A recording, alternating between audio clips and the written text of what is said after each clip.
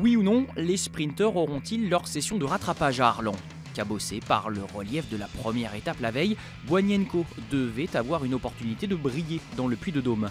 Pour ce faire, deux conditions. La première, passer sans encombre son premier kilomètre difficile et rempli. La deuxième, mieux gérer l'écart avec l'échappée du jour. Cette dernière, formée dès le premier kilomètre, est composée de 4 hommes.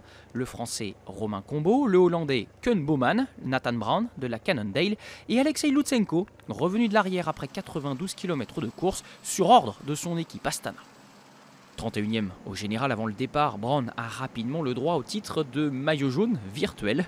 Mais c'est bien le seul honneur que va lui céder le peloton. Le désaveu de la veille a servi de leçon. Les équipes Lotto-Soudal du maillot jaune ou Direct Energy contrôlent l'avance des 4 fuyards, lesquels possèdent moins d'1 minute d'avance après le premier passage sur la ligne à 31 km de l'arrivée.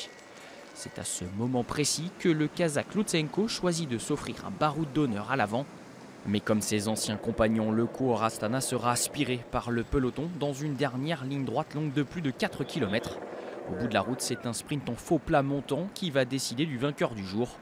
Costaud parmi les costauds, Arnaud Démare va y triompher avec un vélo d'avance sur la concurrence. Sa 6e victoire en 2017.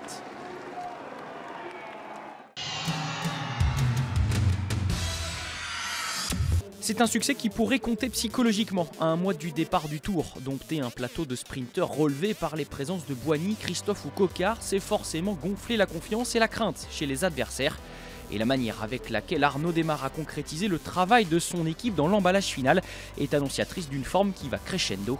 À 25 ans, l'ancien champion du monde espoir s'offre sa 25e victoire dans une course à étapes.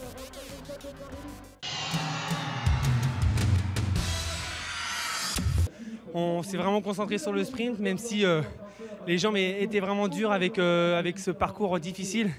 Donc, tous les sprinteurs étaient émoussés et c'est vrai que l'arrivée, je l'avais dit ce matin au petit déjeuner en te croisant qu'elle pouvait me convenir. Il fallait encore que j'arrive au sprint. Donc maintenant que voilà, je suis vraiment très content, le travail paye. On a bien travaillé la dernière semaine avec l'équipe en préparant un stage en Corse. Donc voilà, c'est génial.